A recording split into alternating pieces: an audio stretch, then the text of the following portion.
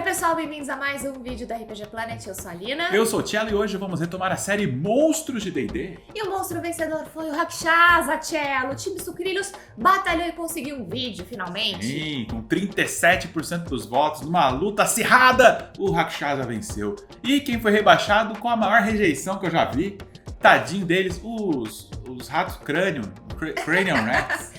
Foram direto pra série, acho que D, H, eu acho. série H. Z. 4% só. Vamos ver como é que vai ser? Vamos pro vídeo.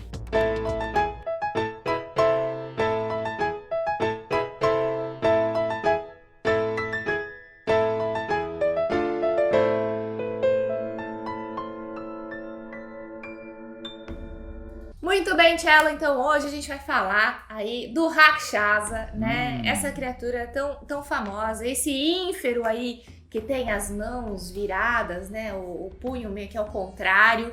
E ele é uma mistura aí de tigre com homem. É verdade. E ele não é um homem tigre qualquer, ele é um homem tigre sofisticado. Exatamente, ele gosta de usar roupas de seda, né? Ternos Joias. elegantérrimos, joias. Ele é o tigre ostentação total. E eu já imagino, sempre quando eu imagino o Rakshasa, eu imagino ele com aquele terno de veludo roxo, sabe? Assim, ó. Ou vermelho, né? Ou vermelho, exatamente. Ou com um roupão de seda saindo do banho, Dourado, sabe? né? Fumando narguilé, assim, sabe? Exato. Clássico. Mas a gente vai falar as informações do Rakshasa em Dungeons and Dragons daqui a pouquinho, porque primeiro a gente quer contar um pouquinho pra vocês a história do Rakshasa na nossa mitologia, principalmente no hinduísmo, Tchelo. Foi de onde surgiu, né, o termo Rakshasa, né, em algum lugar da Índia. Aliás, tem várias culturas e religiões na Índia que reconhecem aí o Rakshasa como figura folclórica, mitológica, mas principalmente no hinduísmo, como você disse, é onde ele aparece mais. E a história dele de criação tem a ver com o deus criador Brahma, que dele teria brotado os Rakshasa, né? Acredita-se que os Rakshasas foram criados a partir da respiração do deus criador Brahma, quando ele dormia. Brahma então gritou Rakshamai, que é sânscrito para proteja-me, e Vishnu veio para ajudá-lo, banindo para o subterrâneo todos os Rakshasa, batizado com o nome do grito de socorro de Brahma.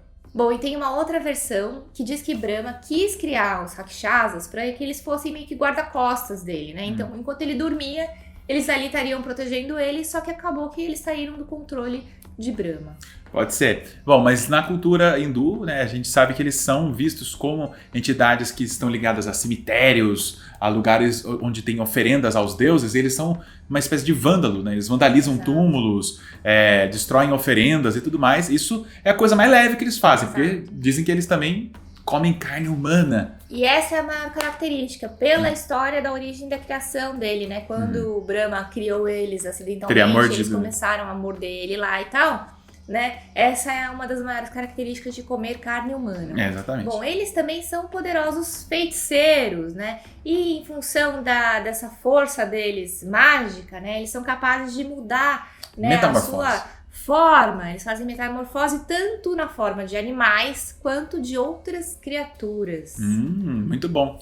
Mas eles não são só feiticeiros, eles também são bons lutadores. Inclusive o mais poderoso Rakshasa tinha um exército de Rakshasa com ele, que era o rei Ravana, que é uma divindade, né, com 10 cabeças e 20 braços. Aquelas entidades todas hindus, né, que tem um monte de braços. Todo mundo tem um monte de braço, né? E ele é tipo chefe final de campanha. Exato. E ele tinha um exército de Rakshasas que trabalhava por ele, né? E ele só foi derrotado quando surgiu o avatar de Vishnu, o Rama, né, que conseguiu, né, numa batalha épica, destruir a criatura, ou expulsar a criatura, enfim. E isso foi meio que eternizado num poema chamado Ramayana. Isso. E agora, essa divindade também aparece em algumas edições de D&D como o deus dos Rakshasa. Então tem algum conteúdo de D&D antigo que se refere ao rei Ravana como um semideus ou um deus poderoso que é cultuado por alguns Rakshasa. É muito legal ver isso, né? E assim, a figura do tigre, que é muito forte, né? Na cultura, na região da Índia e tal. E aí ser esse demônio aí, né? Porque ele é naturalmente maligno e tem todas essas coisas de comer a carne, né? E tal. é muito legal ver como que isso se reflete na mitologia, bem bacana. Mas é engraçado que lá eles têm uma visão bem diferente de demônios do que nós do Ocidente temos, né? A gente tem uma visão mais de fraqueza, mas ao mesmo tempo eles são malignos e você não pode chegar perto da corrupção deles. Lá eles têm uma visão mais diferente, eles até respeitam a criatura. Você até pode ter um certo contato tem um com contato, ela, né? Dá até para um Rakshasa se aliar a você em algumas questões, quando os interesses são os mesmos, né? E eles já ajudaram humanos em batalhas no passado e coisas assim. Mas eles são, né, como a gente já adiantou, eles são perversos de natureza e coisas assim. Bom, então vamos falar um pouquinho agora da origem do Rakshasa em D&D, né? Origem editorial, antes da gente falar das características dele agora como monstro. Os Rakshasas já estão há muito, muito tempo em Dungeons & Dragons. Eles surgiram lá em 1975, logo no primeiro ano em que o RPG foi lançado, né? Na revista chamada Strategic Review, foi quando eles apareceram pela primeira vez.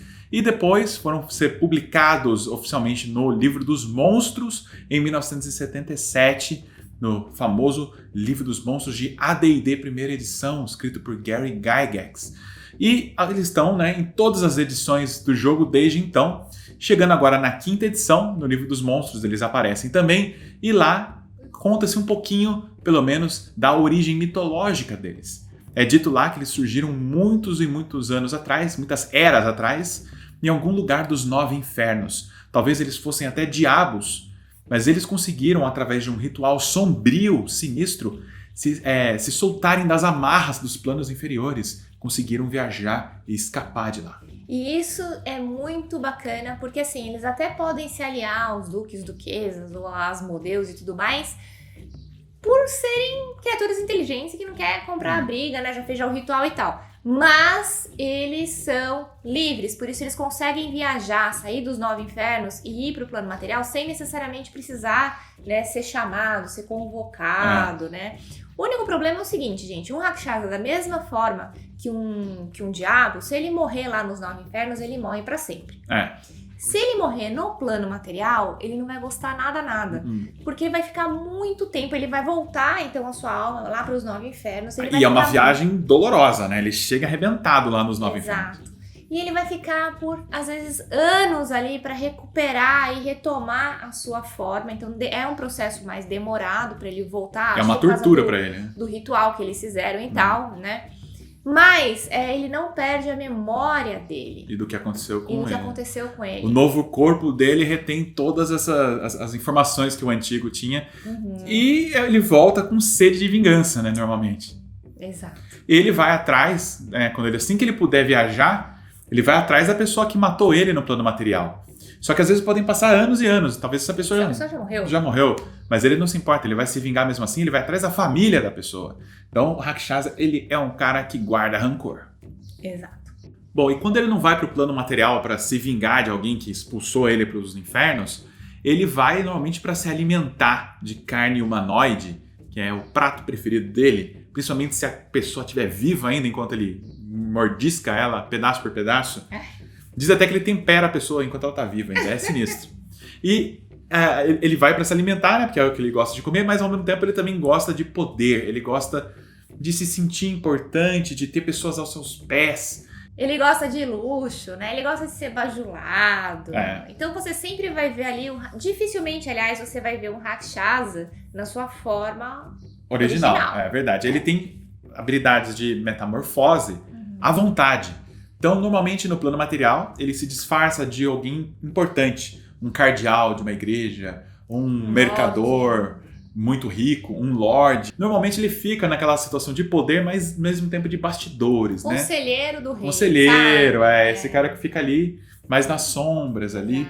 Mas ele gosta de viver em palácios suntuosos, de ter escravos, servos e coisas assim, né? E às vezes eles, né, por terem muito carisma, eles atraem seguidores e até monstros para serem capatazes, guarda-costas deles. Então é bem comum que um Rakshasa seja uma espécie de líder de uma facção criminosa, uma guilda de ladrões, uma máfia de uma cidade grande, né? Dá um vilão bem legal para uma campanha urbana, porque ele pode ter, né, espiões por toda a cidade reportando para ele. E aí, pensando nessa questão de espiões reportando para ele tudo, os Rakshasas são excelentes, né, funcionários dos duques e Duquesas. dos 9 infernos, porque aí eles ainda conseguem mais poder, né? E ali eles conseguem fazer, eles têm todo o luxo que eles querem, né? Eles ganham mais poder para isso, aumentam ali o rebanho dele, né? Ele ganha meio que uma carta branca, porque ele pode viajar entre os 9 infernos e o plano material de uma forma mais fácil.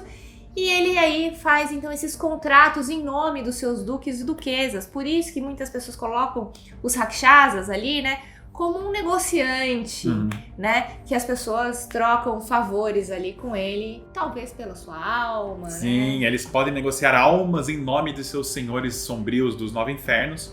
Inclusive tem um exemplo de um Rakshasa poderoso, eu não vou falar o nome dele nem em qual aventura ele aparece para não ser spoiler, mas é um Rakshasa que sabe até um feitiço que ele pode conjurar uma espécie de semiplano, que é um Spy Resort, que a pessoa pode passar uma temporada de férias lá com a maior regalia do mundo. E ele é um, sabe, anfitrião super cuidadoso. Cara, tem massagem, tem banheira com hidromassagem, tem pepino no olho, sabe? Aquela... Todo pedicure, tudo. A pessoa é tratada assim. Só que antes dela ir para esse spa sobrenatural aí, ela tem que assinar um contrato. E esse contrato diz que ela precisa pagar a estadia dela de forma completa antes de voltar. Senão a alma dela tá em jogo. Então o que ele faz? Ele faz a estadia da pessoa ser tão boa e oferece... A pessoa gasta Ela toda gasta tudo. a fortuna dela. Oferece algo no frigobar do quarto que a pessoa não pode pagar e ela cai em tentação e toma aquela marula no quarto. E aí vai fechar a conta, não tem o dinheiro. Aí a pessoa acaba virando uma funcionária desse spa resort hotel extraplanar dele para sempre, porque ela vendeu a alma dela quando ela entrou, e assim ele vai aumentando aí seu número de servos e por aí vai. Bom, então, Thiago, finalmente vamos falar da ficha do Rakshasa na 5ª edição. Vamos lá! O Rakshasa, ele é um ínfero, ordeiro e maligno, nível de desafio 13, ele tem 16 de classe de armadura, 110 pontos de vida e ele tem muito ódio no coraçãozinho dele. Exatamente. Bom, ele é rápido, né? Obviamente, tem todo aquele lance do tigre e tal. Então tem 17 de destreza. Ah, e ele se move a um deslocamento de 12 metros. Então, ele é bem rápido, ele anda 8 quadradinhos num turno. Exato. E além da agilidade dele, né, ele é forte, gente, ele é robusto, ele tem 18 de constituição, mas ainda não é o melhor atributo dele, ele tem 20 de carisma, o que faz com que ele seja muito convincente. E além disso, ele é treinado em perícias como enganação e intuição, né, mostrando esse lado dele, né, de malandrão. Né? E ele também sabe quando estão tentando passar a perna nele. É difícil você passar a perna nele, gente. Ele é especializado ali em fazer negócios, né? E ter uma vida boa, em pegar almas pra ele, ou se alimentar da carne das pessoas. Então ele tem que ser bem afiado aí. E além de tudo, ele é imune a armas não mágicas, né? Então você, pra conseguir dar um ataque no Rakshasa, você precisa ter lá uma arma mágica. Armas mágicas podem funcionar normalmente no Rakshasa, mas além disso, o Rakshasa também tem um ponto fraco. Ele é vulnerável ao dano de armas de perfuração, como rapieiras, adagas e lanças, se essas armas estiverem sendo manuseadas por criaturas de alinhamento bondoso. Ah, então por isso que ele costuma ficar longe ali de paladinos e clérigos, né? Porque ali é enrascado ali, ele deixa com os capangas dele pra lidar, ou usa as magias nessas criaturas primeiro pra eliminar esse problema o mais rápido possível. Mas ele tem um poder que é mais apelação. Tem.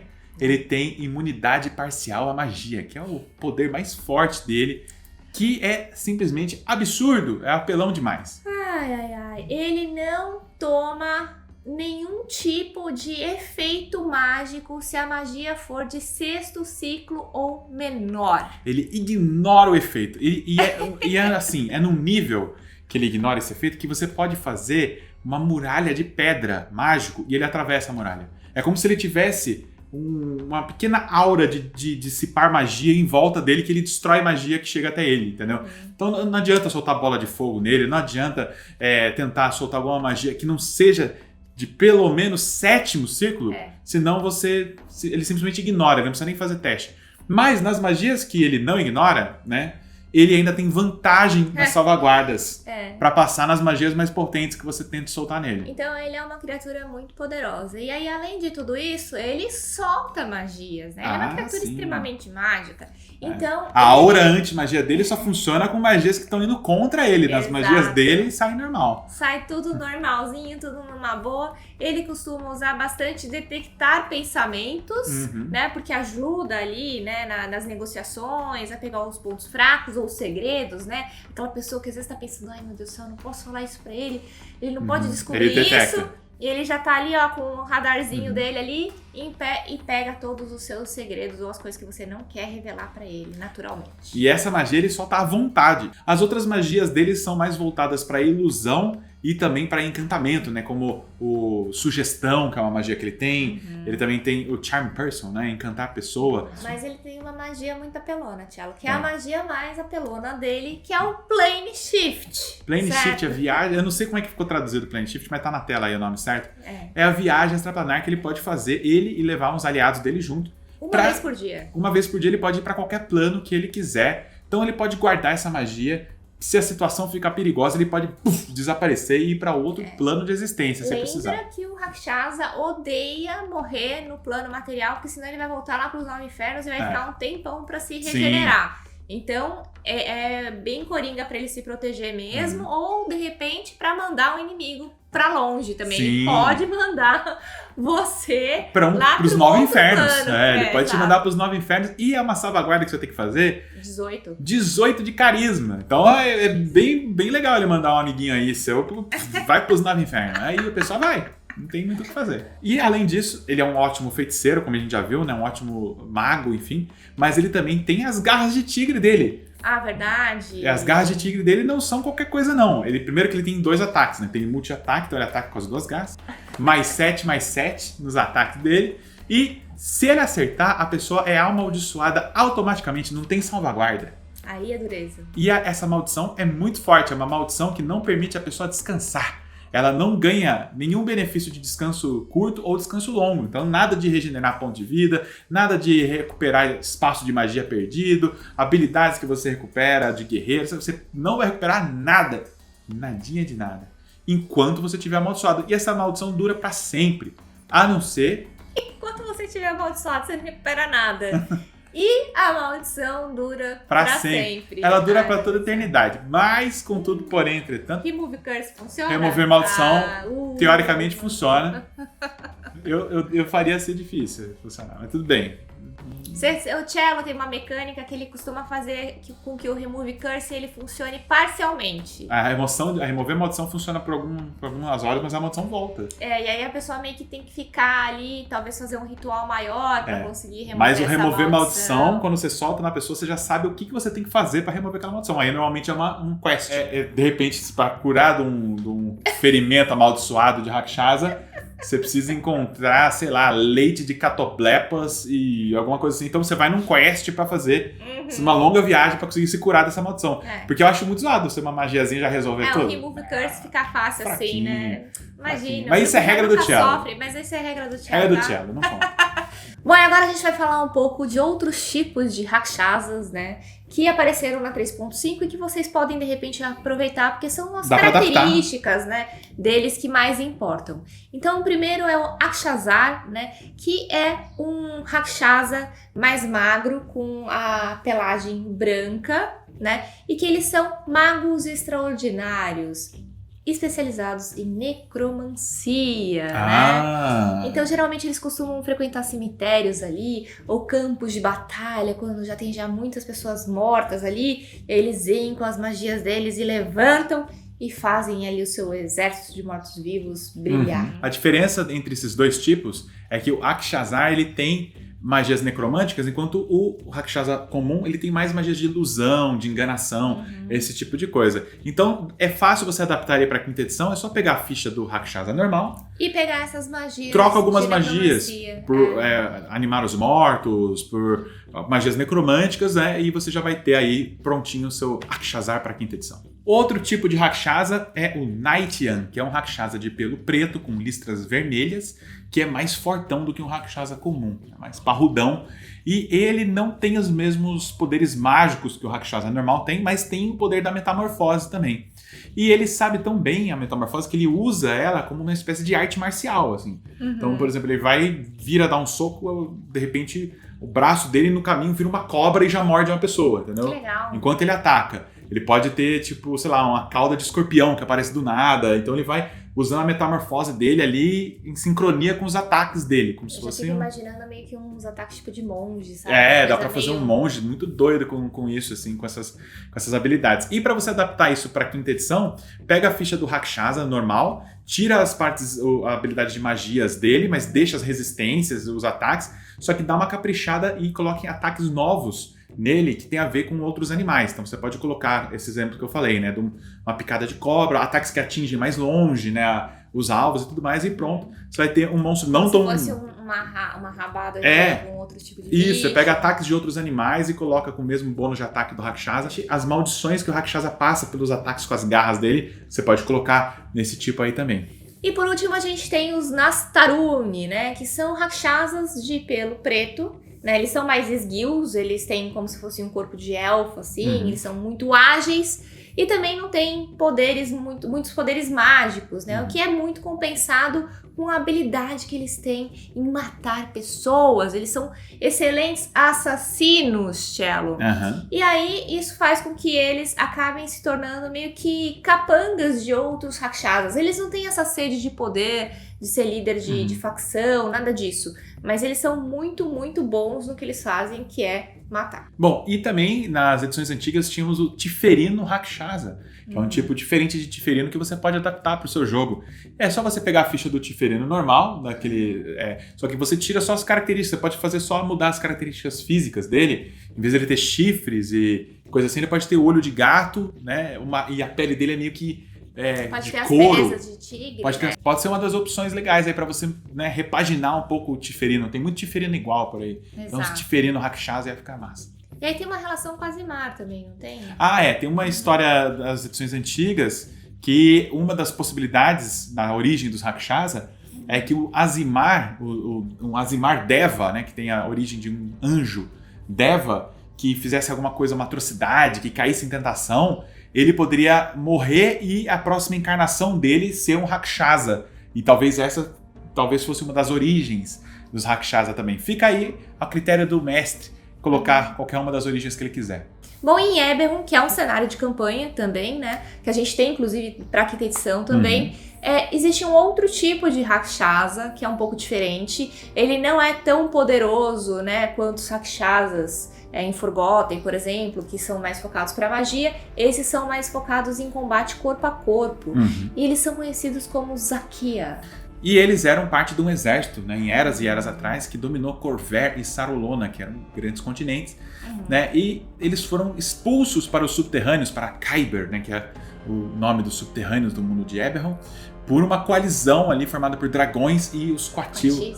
E eles acabaram agora ficando presos nesse subterrâneo, onde eles trabalham para os Lords of Dust, né, os Senhores da Poeira, os Senhores do Pó, que são hoje o que para Forgotten Realms os Rakshasa normal, assim, os normais, são os manipuladores ali que atuam por trás das cenas, mas eles não, os Zakia, eles são mais assim, capangas, soldados. Trabalham para os Rakshasas normais, né? Isso, esse é o Rakshasa aí de Eberron. Bom, muito bem, então falamos das características do Rakshasa, a gente espera que vocês tenham gostado. Vamos para os ganchos de aventura, Cello. Muito bom, quer começar? Pode ser. Bom, então o que eu pensei é o seguinte, o grupo, né, é um grupo que já tá trabalhando já faz bastante tempo e tudo mais, e eles são aventureiros muito bem pagos, né, o contratante deles é meio que fixo, né, sempre tá pagando muito bem, tratando eles muito bem, ganham um spazinho quando volta de aventura, ganham um banquete. Quer ganhar uma massagem voltando da dungeon. Aí o grupo fica animado, conta todos os segredos dos lugares que encontrou. Aí ele fala assim, então por que você não volta lá então e busca aquele item, vocês vão ser muito mais bem pagos a respeito disso e parará. E aí numa dessas incursões, né, um dos integrantes do grupo descobre que na verdade o seu querido contratante, patrão, é um Rakshasa. Ah, sim. Bom, e aí junto com essa descoberta, né, de que o patrão é um Rakshasa, ele descobre que diversos aventureiros amigos, né, que sumiram, fizeram viagens longas, Se aposentaram e tal, de repente eles descobrem que tem lá um arquivo, sabe? Tipo aquele arquivo do Dexter, sabe? Com Troféu. um troféuzinho assim. Que na verdade essas pessoas foram todas mortas, né? E aí ele começa a ficar com uma pulga atrás da orelha. Nossa, mas essas pessoas morreram. Será porque elas descobriram que o nosso patrão na verdade era um Rakshasa? O que será que a gente tá entregando pra ele? Qual será que é a missão dele? Será que a gente vai morrer ou não? E aí o grupo resolve, então, fazer toda uma trama, tentar fazer uma trama, né? Pra conseguir derrotar esse Rakshasa. Ou fugir, né? Porque sair, você não pode pedir demissão de um Rakshasa. Porque Mas não, você vai fugir e ele vai atrás de você. vai atrás de você. Assim, Ele vai atrás. Se você descobriu que não é um Rakshasa, ele vai saber que você sabe se ele encontrar com você, porque ele vai sempre soltar detectar pensamentos. Ele tá sempre soltando direto. Então ele vai saber. Então é melhor você já preparar uma fuga, mudar de identidade, ir para um lugar bem longe. Mas ele lê pensamentos, ele consegue descobrir rapidinho como é que você vai estar. Você vai ter que lutar contra ele, ele vai voltar pros 9 infernos, e aí você vai arranjar um inimigo pra sempre. Pronto, falei. Não, acho melhor você denunciar ele para as autoridades, falar com a ordem dos paladinos de não sei aonde que você tá e pedir programa de proteção à testemunha. Me mandem pra Icewind Dale, troque meu nome, eu quero ficar mais longe possível desse bicho. E talvez isso funcione, mas já dá uma aventura de suspense bem legal, né? E você, né, de repente mora numa grande cidade, você mora em águas profundas, e ele é um chefão do crime, tipo um Xanatar, né, que é o Beholder lá, ele é um rival do Xanatar, outro mafiosão importante. E quando você descobre que você tá trabalhando pra um Rakshasa, você tem que picar a mula, tem que sair da cidade, cara. Imagina quantos espiões eles não têm espalhado pelas tavernas da cidade, de olho em você, né? Você vai confiar em quem? Você não vai confiar em ninguém, né? Até... Ou se você é fortão e corajoso, você vai atrás dele pra matar. E aí o grande plot twist final desse seu gancho que eu pensei, né, é que um dos jogadores da mesa, você combina antes que ele seja o próprio Rakshasa metamorfoseado como aquele personagem desde o começo da campanha. Ah, não. E aí na última sessão da campanha, você faz a grande revelação que o clérigo do grupo, que curou você tantas vezes, era na verdade o Rakshasa disfarçado, e ele aparece numa calada da noite e fala... Clérigo não, uma água é melhor, né? O mago do grupo, que já usou tantos feitiços, né? Na verdade, o Rakshasa. Na última sessão da campanha, ele aparece, ele mostra assim, fala, acharam que ia esconder de mim, né? E ele vai lá e devora todos os amigos. Não tem PK Não épico. vai devorar, não vai ser um personagem, nada disso, tá, pessoal? Eu pensei em outro gancho, que é o seguinte, imagina que um dos personagens do seu grupo é filho de um paladino, que já tá mais velhinho ali, e ele começa a ensinar, né, o filho dele como lutar e tudo mais, preparar ele. Porque no passado ele falava, meu filho, quando eu tinha sua idade, eu extirpei do mundo uma criatura vil conhecida como Rakshasa. É tipo o Bilbo ensinando pro Frodo. Ele começa a ensinar, ele fala assim, você vai ter que saber lutar. Ele pode até dar um nome pra criatura, ele sabe o nome dele, né? Ou ele pode fazer uma carta, né? Ou deixar uma carta ensinando a lutar contra o Rakshasa. Por quê? Como ele venceu o Rakshasa no passado e o Rakshasa foi pro inferno, vai demorar, mas eventualmente esse Rakshasa vai voltar e ir com sede de vingança. E mesmo se o paladino morrer, ele vai atrás da família dele. Então, exato, a criança precisa estar bem treinada, pronta para lutar contra esse Rakshasa quando ele vier. A família que sofre a maldição eterna do Rakshasa. E aí, quando você conseguir, esse personagem conseguir matar o Rakshasa, ele vai ter que fazer a mesma coisa com o filho dele. Assim vai, por isso que eu falei, a maldição eterna. do Rakshasa eterna. A não ser que você faça uma missão final em que você fala, a maldição dessa família termina aqui. Eu vou pros 9 infernos. Eu vou enfrentar ele lá. Aí, beleza. Aí sim. Aí gostei. Final épico. Aí é épico. Aí sim. Muito bom. Bacana. Então é isso. Bom, gente. Então esse foi o nosso vídeo sobre Rakshasas. Comentem aqui embaixo se vocês já jogaram contra um Rakshasa. Como é que foi a sua experiência terrível. E a gente vai gostar de saber. Valeu, galera. Tchau, tchau. Tchau. Faz de novo. Rau.